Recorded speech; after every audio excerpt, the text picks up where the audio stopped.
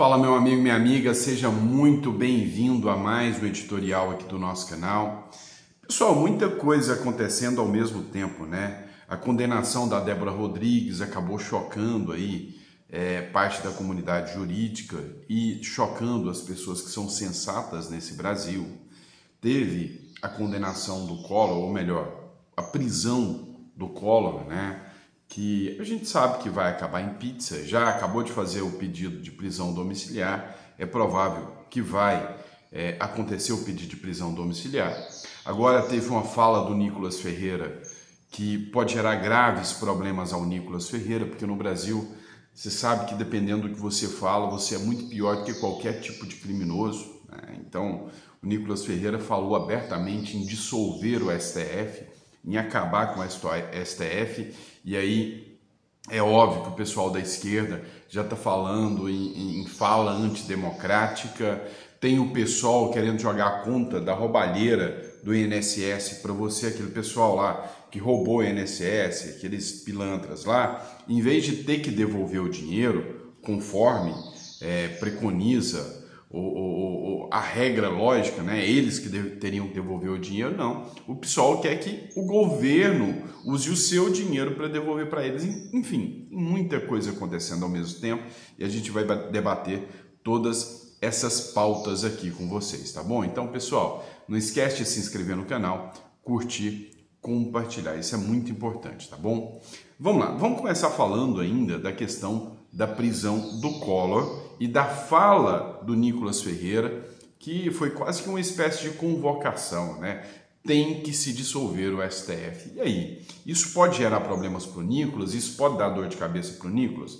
Ao que tudo indica, sim, e muita dor de cabeça. E nós vamos falar sobre isso com você. Só não esquece de se inscrever no canal, curtir, compartilhar. Nossa meta aí, bater 2 milhões de seguidores até o meio do ano aí, eu sei que a gente consegue, tá bom?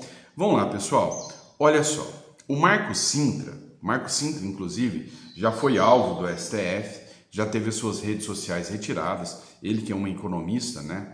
Ele fez essa publicação aqui, com uma fotinha do Lula e, via de regra, a gente imagina que ali do outro lado ali é o senhor Fernando Collor de Mello, né?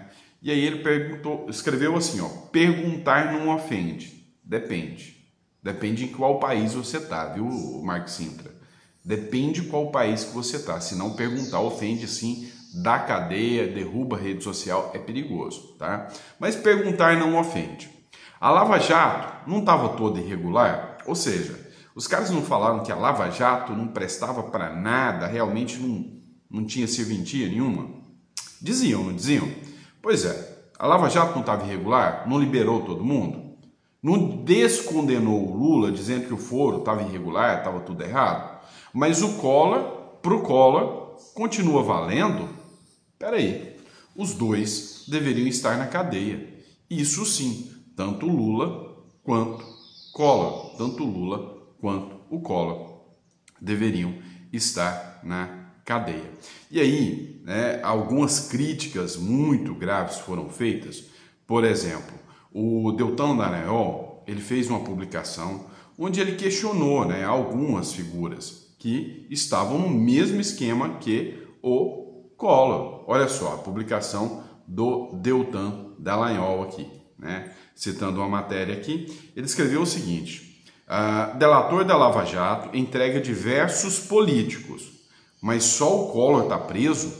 Por quê? Por quê? Aí ele coloca aqui, ó.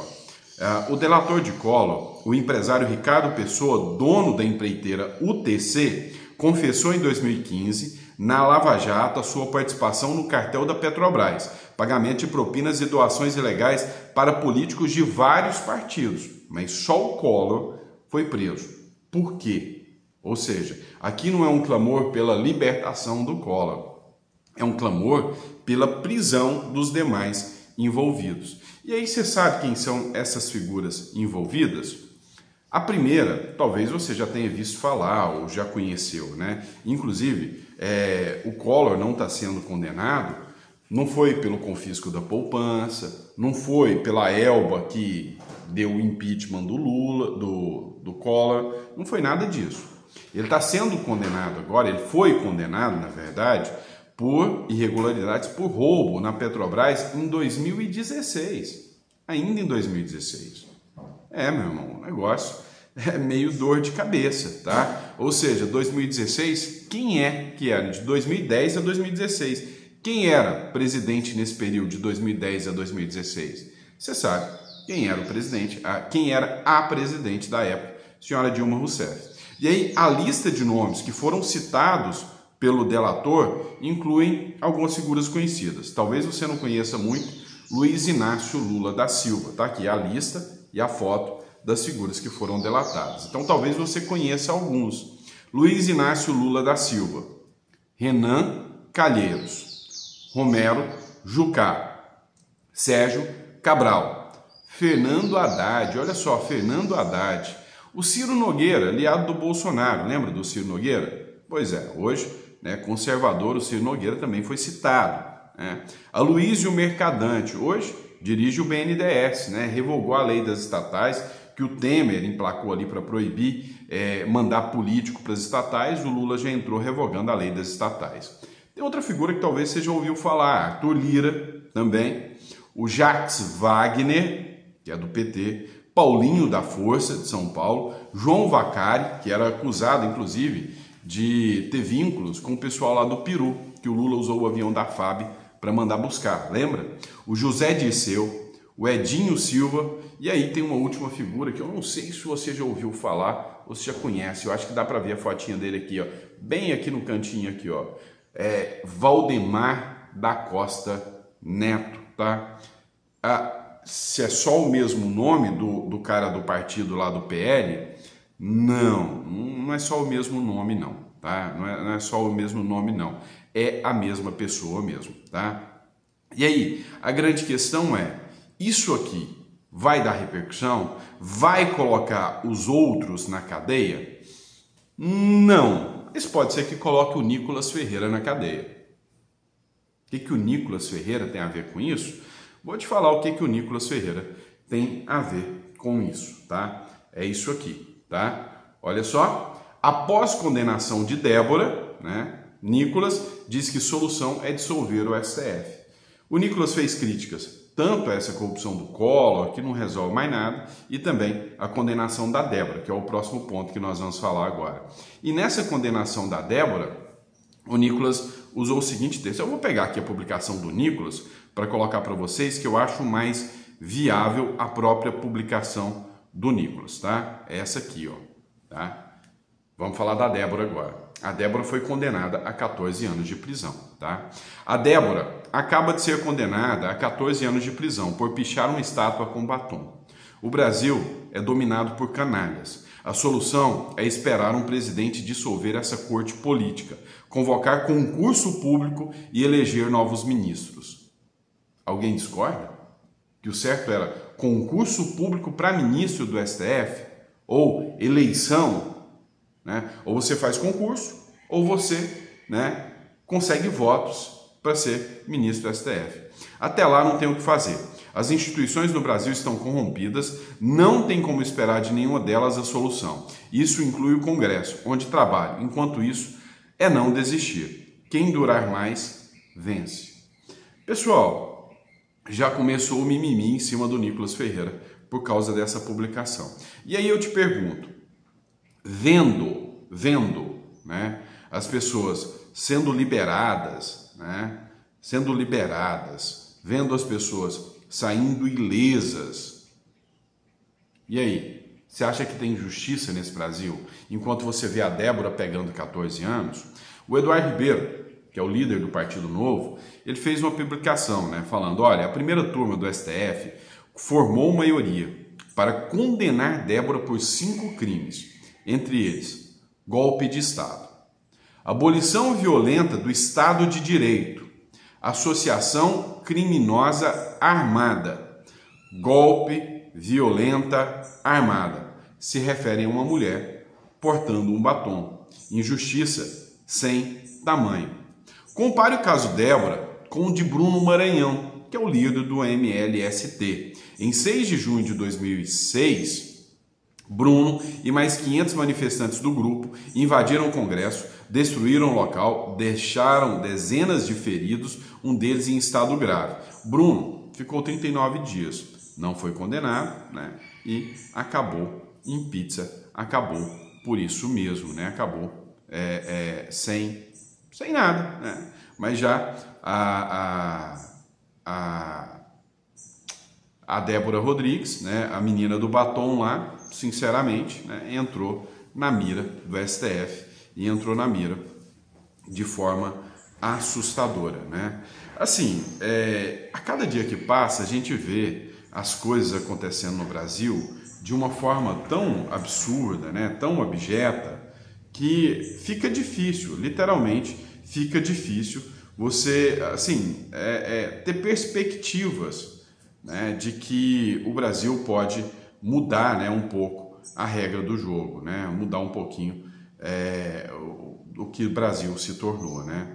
E aí é isso, a Débora condenada, o Collor já fez o pedido de prisão domiciliar, né? Enfim, as coisas estão aceleradas no Brasil. Isso aí, né? Isso aí é fato. As coisas estão aceleradas no Brasil. Vamos lá. O Boris Casoy, aquele jornalista, né, conhecido pelo bordão "Isto é uma vergonha", ele andou ficando indignado com o Moraes. Dá uma olhada aqui. Você sabe que o ministro Xandão resolveu mandar intimar o ex-presidente em seu leito na UTI, porque ele havia feito uma live e parecia num estado de saúde que poderia assinar, que poderia aceitar a intimação que ele estava recebendo, que não tinha nenhuma urgência. Eu, Boris, classifico essa decisão, esse ato do ministro do STF como um fato abominável, que envergonha a justiça brasileira, transforma numa piada e, ao mesmo tempo, numa tragédia, um ato que arranha a credibilidade da justiça brasileira. No leito da UTI. Pois é. Assim, não tem o que falar, né? É óbvio que tem alguns jornalistas que estão até passando pano, dizendo, olha, o que está acontecendo neste caso, o Moraes poderia fazer, não é um ato criminoso, né? O Moraes poderia fazer isso, não é ilegal, como a extrema-direita está tentando falar. E assim, depende do ponto de vista que você olha. Quando você viola, no mínimo, o princípio da proporcionalidade, sem observar questões mínimas de direitos humanos, de ampla defesa, torna-se um ato ilegal, sim. Porque é o seguinte, o próprio Código de Processo Civil, ele diz que não serão intimadas pessoas com gala, né, que é o período de casamento, até 3 dias, pessoas durante os 7 dias do falecimento, do luto, né, que é o óbito de uma família, de uma pessoa da sua família, e assim como também pessoas graves, né, enfermas graves. E aí não tem o que questionar acerca da gravidade de uma pessoa que está na UTI, né? Então, assim, é literalmente um escárnio, é um absurdo, e isso aí escancara de uma vez por todas, né? Assim, de certa forma, o que é a justiça no Brasil, né? A seletividade da justiça no Brasil. Será que se fosse, né, uma outra figura, assim, sei lá, um traficante, alguém assim, um beira-mar da vida, esse cara teria sido citado lá na UTI?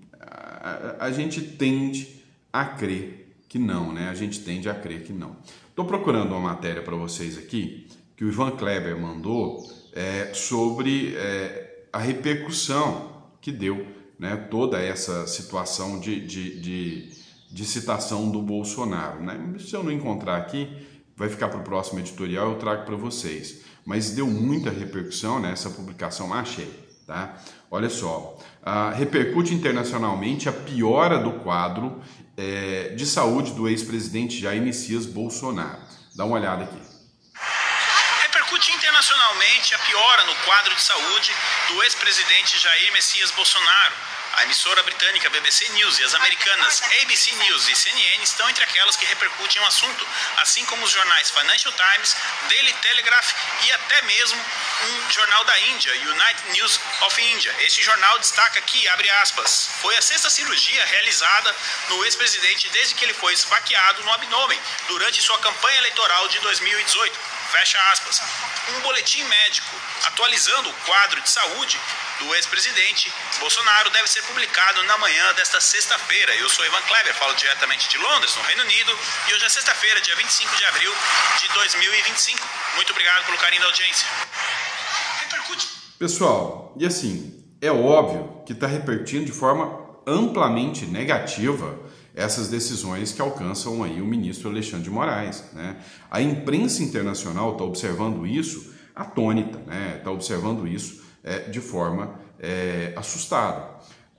Não dou 2 dias para esse caso da Débora também estar na imprensa internacional. STF condena a 14 anos de prisão Débora, que virou símbolo para o bolsonarismo, né? O STF decidiu na sexta-feira pela condenação de Débora Rodrigues dos Santos, que pichou o batom, com batom, a estátua próxima ao tribunal, nos ataques do 8 de janeiro. A pena de 14 anos de prisão em regime fechado. Votaram nesse sentido o relator do caso, Alexandre de Moraes, e aqui mostra quem está 100% alinhado, né? Alexandre de Moraes, Flávio Dino, Carmen Lúcia. O ministro Luiz Fux voltou para condenar a cabeleireira a pena de 1 ano e 6 meses. O voto foi a primeira divergência dele em relação a Moraes, que sugeriu pena de 14 anos para a cabeleireira. Na verdade, o que o Fux fez foi abrir uma divergência. Ele absolveu a Débora de todos os crimes, de golpe de Estado, de tudo aquilo. O que o Fux, né, emplacou aqui, o que o Fux disse aqui, é que não faz sentido, tá, condenar a Débora, senão pelo crime de depredação. Aí vem aqui uma matéria do Globo, aqui, tá? Uma matéria do Globo.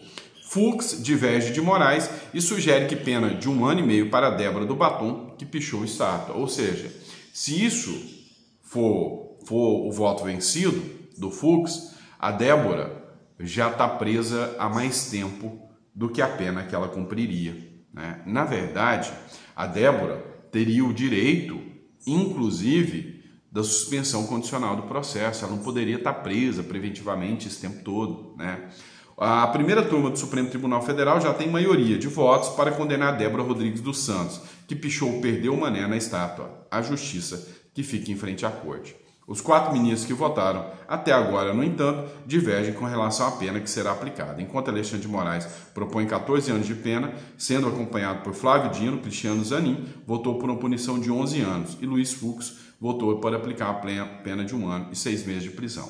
Lembrando que o Fux absolveu a Débora em relação ao golpe de Estado e os demais fatos, absolveu a Débora e acabou condenando aí, né, optando por condenar a 1 ano e meio de prisão. Assim, pessoal, um país que solta bandido, que manda avião da FAB para buscar bandido, que condena seletivamente quem vai estar na Lava Jato ou não vai estar. Para esses aqui a Lava Jato foi injusta, para esses aqui a Lava Jato foi justa.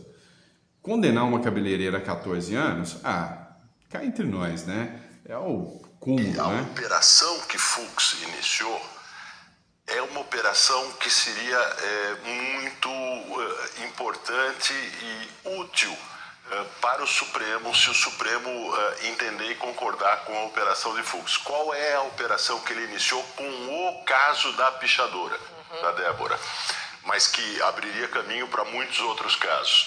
Ele iniciou uma operação para adaptar as penas à razoabilidade. As penas que o Supremo aplicou são penas em grande parte irrazoáveis. São penas de 17 anos, 14 anos, que se baseiam na ideia de uma justiça exemplar. E justiça exemplar é sempre injusta, né?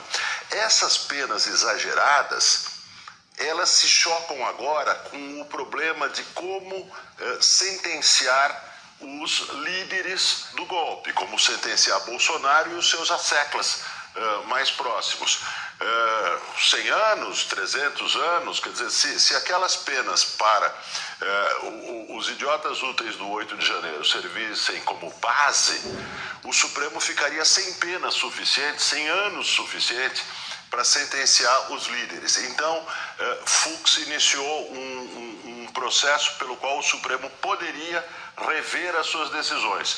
O nosso Supremo tem mania de rever decisões, hein?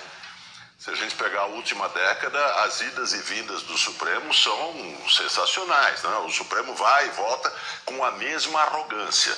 Ele toma decisões e com a mesma arrogância faz o contrário do que tinha feito 1 ano antes, 2 anos antes. Então haveria o caminho, não seria bonito, mas haveria o caminho para o Supremo rever as sentenças, adaptando-as à razoabilidade jurídica e dando uma resposta política a quem quer anistia, né? Porque a base do pedido de anistia são as sentenças exageradas.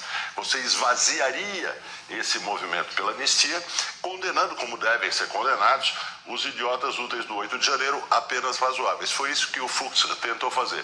E a operação que foi... Tá. Esse aqui foi o Demétrio, essa publicação do Demétrio aqui foi feita pelo Tomé Abdu, deputado. E o porquê que eu achei interessante colocar esse trecho do vídeo do Demétrio para vocês. Primeiro, ele fala da arrogância nas decisões do Supremo Tribunal Federal. São decisões que não são tomadas com base na lei. São decisões que são tomadas na base do punitivismo contra o bolsonarismo que eu odeio. Isso aí não dá pra gente simplesmente falar que tá ok, né, que tá normal. Não dá. Esse é o primeiro ponto. O segundo ponto que a gente coloca aqui em discussão também é se as penas foram desarrazoadas, penas injustas, ilegais. Quem comete um ato de ilegalidade para punir alguém por questões pessoais não comete ilegalidade?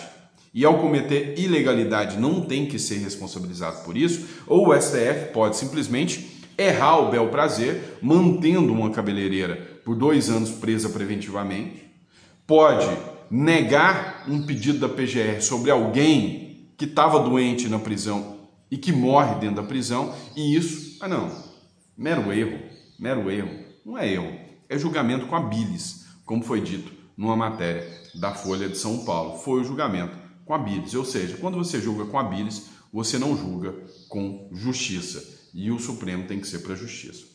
Mas a divergência do Luiz Fux é muito importante, inclusive, do plano internacional. Ou seja, para quem discute aí os limites da pena, né, para quem discute aí falando que há abusos, atropelos por parte do Supremo Tribunal Federal, essa decisão do Luiz Fux é maravilhosa, por exemplo, para se pegar isso e levar ao Tribunal Penal ou se levar à ONU, né, para as associações de defesa dos envolvidos no 8 de janeiro, tudo isso faz muita diferença, tá bom?